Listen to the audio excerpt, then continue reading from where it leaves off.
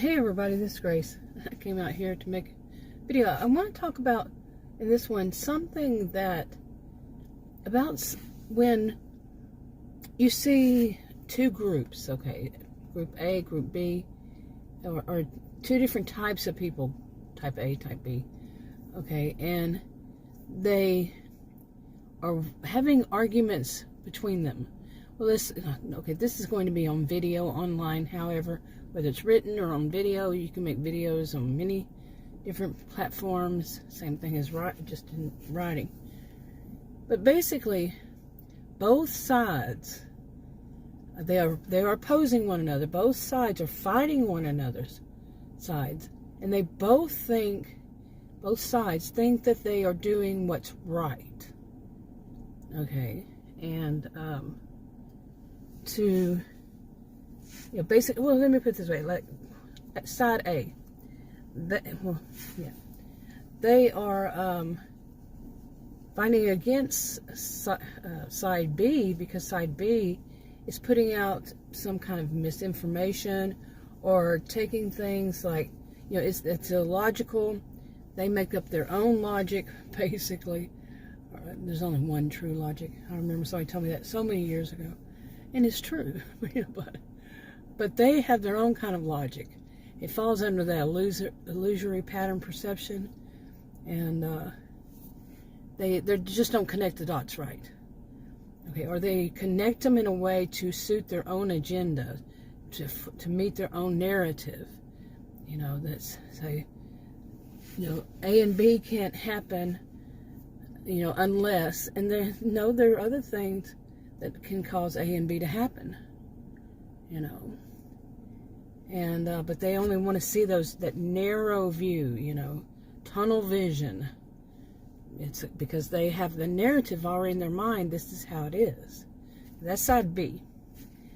Side A is fighting against them because no, that's not all that there is. And but the bad thing about it is, after a certain length of time, it can seem to some people, maybe not all, that side A is being a bully. Okay, they're being bullies because they're attacking anything and everything they possibly can about those people. Now, I learned many years ago, back in the 1980s, that you lose a debate. I was actually on the debating team, even though they wouldn't let me debate because I'm female. That was in high school. But, was it 1980s or late 1970s? But anyway, you lose the debate. This is one of the things I learned. If you attack the person personally, like attack their appearance, or just attack anything that has to do with them and not what they are stating, what the words are. Okay, in a debate, you're looking at their words. You should be. If you want to, win against somebody like that, it's not to attack them. We see it so much, so don't we?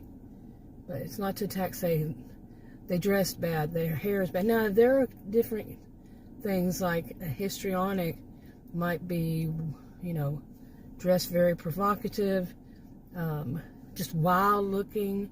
It's a whole thing. It's could be a personality disorder. That's a difference. But we're talking about just people arguing, or disagreeing, debating. Okay, so yeah, once they attack the person's appearance, the person's status in life, even their history, instead of what the discussion is about, they lose. Okay, they lose. So the bullies, when they go and attack a person for maybe the terms they use, we all screw up. I have never met a person in my life who hasn't said something wrong, who hasn't misspoken, mispronounced, whatever it is. It happens. And misuse a word totally. That happens. Now, when people attack something like that, not because it's making it, a problem, but just because they just misused a word or a phrase, that's a bully. That's somebody who's not going to win the debate, I should say. A bully, I'm not going to go too much into all these definitions, but yeah, they just keep doing it and doing it and doing it. It shows more about them than the person they're trying to disagree, trying to debate with. Trying to say your information is misinformation or disinformation. So they're not winning. They're looking in quite a bit like fools. These are my opinions. Read the disclaimers in the description box below this video on YouTube. Now, how about the people who are putting out this misinformation? How aware? Now, we can't just clump them all under one. Really, you can't. Just say one of them. How aware is that person that what they're stating is actually misinformation? And are they actually trying to suit their own narrative? Are they consciously aware of it? Or they have just bought into it themselves, and they've become very emotional about it. I believe we should use emotions. And if anybody ever says, "Oh, you shouldn't use emotions," wrong.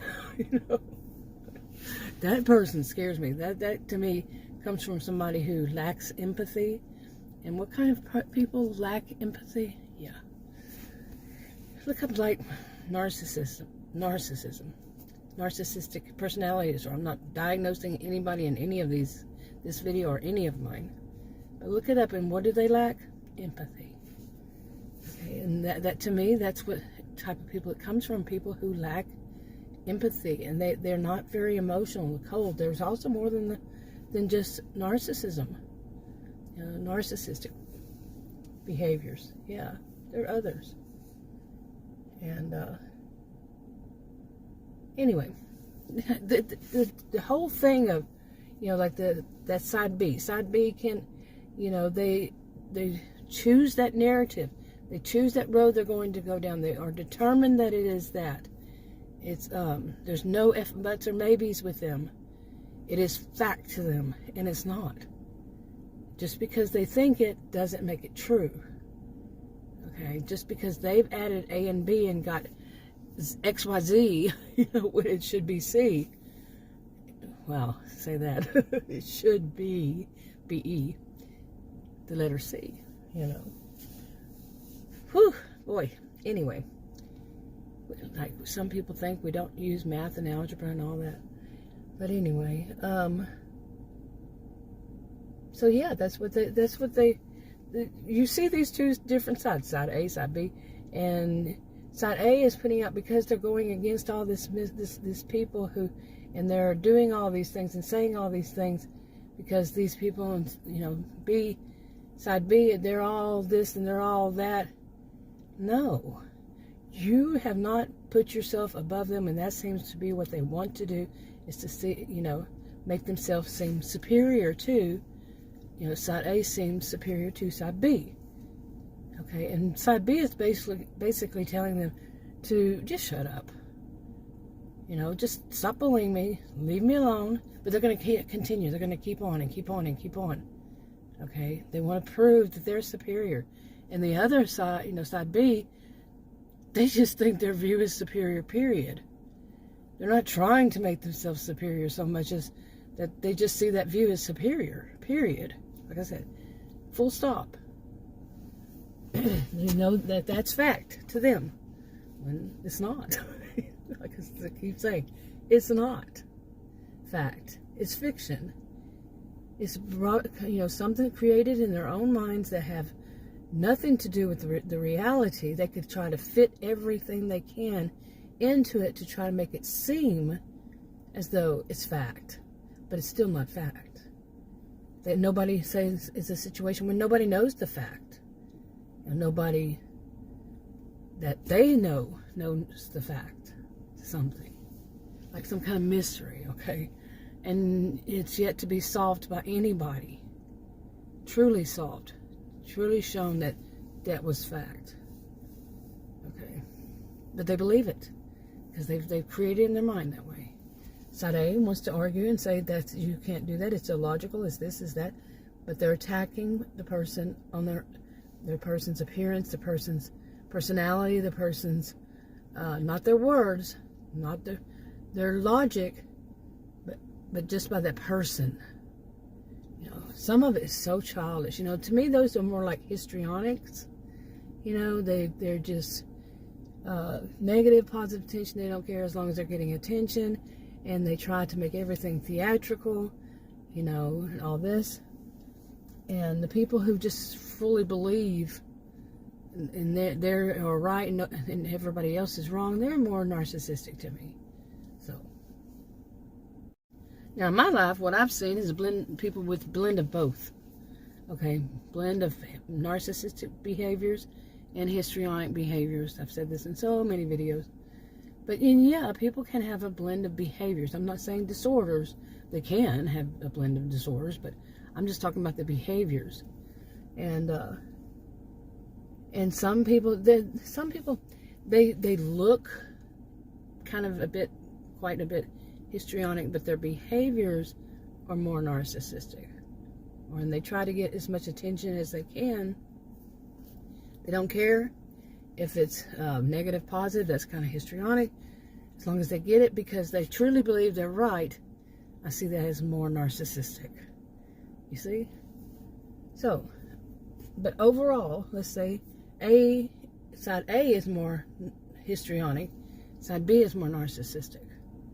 But it doesn't have to be. Like I said, they both can have the blends of behavior. What sticks out the most, though? You know? Yeah. Okay. Now, just going to play with this for a bit. You know, in the past, you know, maybe what you would watch on TV or read a book or whatever, you would see good versus evil. And you knew that good was good and you knew that evil was evil. These days, it seems to me that what I'm seeing, I'm not saying this to everybody, I'm saying that this is what just me, is that it's histrionic versus narcissistic. You know, really. But I have seen that my whole life. I'm talking from the time I was born. I was born into, anyway. Born. The histrionics, those who with those behaviors, I'm not diagnosing, like I said, and the people who are more narcissistic, or, well, you might even say along the line of, during my whole life, and I'm 58, people could be, some might call them sociopaths or psychopaths, the antisocial, or borderline diagnosed maybe, even, you know, these versus these. So whatever happened to good?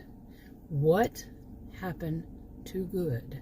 Now I've seen lately, okay, now I've watched videos on, you know, people, you know, the one side versus side A versus side B, you know, histrionic versus narcissistic. It's like watching ping pong, you know, really. And it's just so, it's kind of like feeling like it's filthy, really filthy. Okay, something's going on behind me. I'm sitting in my SUV in front of my house making these videos as I usually do, and the road is behind me, and of course, you know, I've been driving 40-something years. If something moves behind me in my rearview mirror, I look up and it distracts me. So if I pause, it's because I'm looking to see what's going on back there. Twice, I had the funniest things happen. Twice, two different, like maybe a month apart or so, there was a man just walking down the road with a bottle in his hand, a bottle, you know, glass bottle, and it looked like there was a letter in that bottle both times. You know, like the letter in the bottle, like you see people throw in the lake or sea or whatever in the sea. Like a message in a bottle. It was so weird. I'm like, and I've never seen that man. Doesn't look like somebody that I've ever seen living here, being here, anything, just walking down the road like that. Weird things happen in the middle of a video, trust me. So far as where I was going next, okay, I've seen this histrionic versus, you know, side A versus side B, histrionic versus narcissistic my whole life, okay? I've seen these kinds of things, and I've seen them online, like in videos or writing, anything. But how about, I said, whatever happened to good? Well, what I've seen too much of in my life is that good, well, more recent years, is that too many of good can be influenced by the bad. Not truly like an influence like a histrionic is easily influenced, but like pressure, peer pressure, or they've just been knocked down so many times that they come up fighting, and they may truly not know how to fight back without being as bad as them. You see, they're doing the fight fire with fire kind of thing, when sometimes it's best just to, block, delete. Okay, just to not listen to them, but so many different situations, so many different types of people, so many ways people do it. But I worry about there being so much evil, I'm going to use those terms, evil out there that are influencers. Put it that way.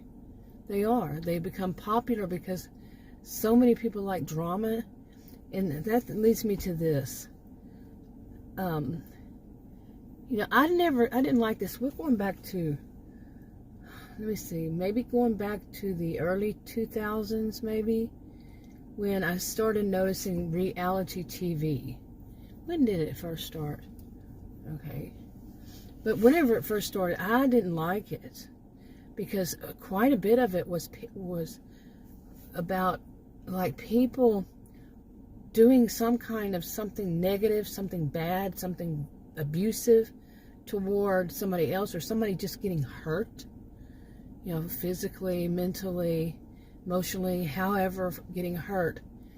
And as it grew, my view as a sociologist of what I've seen is that there are people who really get such a thrill out of seeing that kind of thing.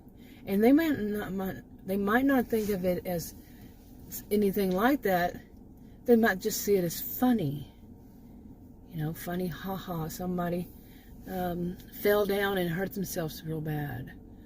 Or, somebody had to, it just becomes so much of a drama, so thick with it, and so draws them in. I'm not, my degrees are in psychology and sociology, and physio-psych was not my best subject, so I'm not going to talk about, them getting a high off of, whatever, adrenaline or, so, yeah, like I said, it was not my best subject. It was not.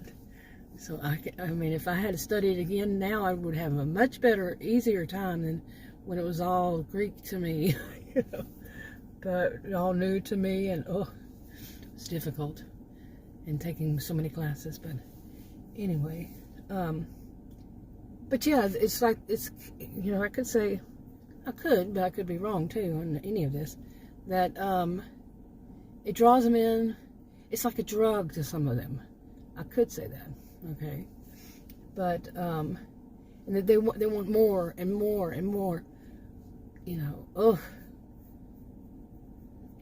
Some of these things, when I said that, I was thinking about these Group A versus Group B, and I was just I wanted to see if Group B, what happened in Group B's situation. But it became so much of a drama, went on and on, still going on, months later. And at some point I was like, this is disgusting to me, to see this, all this back and forth like this. And it is. I just want to find out what happened. And then it was one more thing that happened, one more. But now some people, that is so thrilling to them. So they just keep staying with it. Me, I'm just like, repulsed. Some people are attracted, some people are repulsed. You see what I'm saying? I never did get to this one. How about when you actually, totally get to it, but you see some people who are good, decent people. Okay, so say Group C, and but they're not perfect. Of course, they're not perfect, but it could be you get so used to seeing so many of these other ones that are good at tricking people into believing that they're good, decent people. But when it comes down to, like, Group A, they're bullies. Group B, they are, you know, they think that they're right and everybody else is wrong. And then there's group C, that they're good, decent people, but they're human, and they're aware they're human, and they make mistakes, and they're aware they make mistakes. They'll apologize for making mistakes. The others won't. And group A and group B, nah. You know, in this kind of situation, nah. They're not going to apologize. They're right, no matter what. You know. Okay, this is kind of hypothetical, fictional, you see. You know, because it's never 100% everybody does the same thing now. But anyway, in these groups, see, like I said earlier, they get attacked by so many, some would say trolls or haters or whatever, and they really are getting attacked because people are out there, they don't want to hear that, you know, that makes logical sense. This is the way to, you know, you don't attack these other people, you don't get into the drama, you don't. You know, group C, they don't get all into that.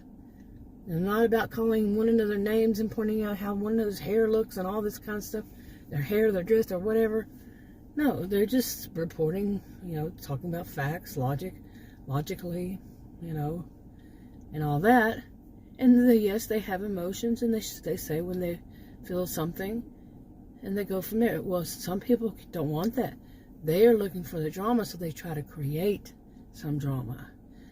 Some of them may go out and say, I'm going to go, you know, a little invasion of privacy here, in my view, and research this person, get their name and find their address and find out all kinds of things about them, what they do. This the invasion of privacy much? You know, it's just, I'm not an attorney or anything like that, so, but yeah, I would say that, at least personally, it might not be, you know, more socially, it would be more socially, in my view, to say that's invading my privacy. I don't know if it's legally you can, you know, point that out or what, you know, defamation, you know, slander. Anyway, but they will try to tear that person down, the good, decent people, the group C, the good, decent people. They're going to tear them down. They're going to find any way to say, you're not perfect. And for some of them, it's because they want to see drama. They want to, you know, maybe they like the person overall for the real information they're putting out, but they can't stay tuned enough unless there's some drama. You see, so they try to call them out on anything that they've you know, maybe they cheated on an exam in 11th grade. They're going to try to find that you know, find some proof. You know, they cheated in 11th grade on some test. You know, see what I'm saying? It could be so stupid.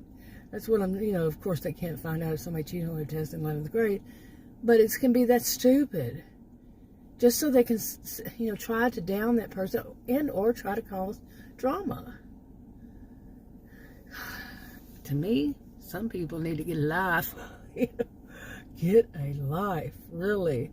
And not ones, you know, so evil, so need for their drug. If I could say that, you know, I wouldn't know. Anyway, yeah, I think this is enough. I need to go in and do a few things back inside. And it's getting so busy behind me. I'm getting so distracted. You know, it's 6:19 p.m. and rush hour, well, around here, because it's the exurbs. People have come back home, and it's pretty much rush hour traffic.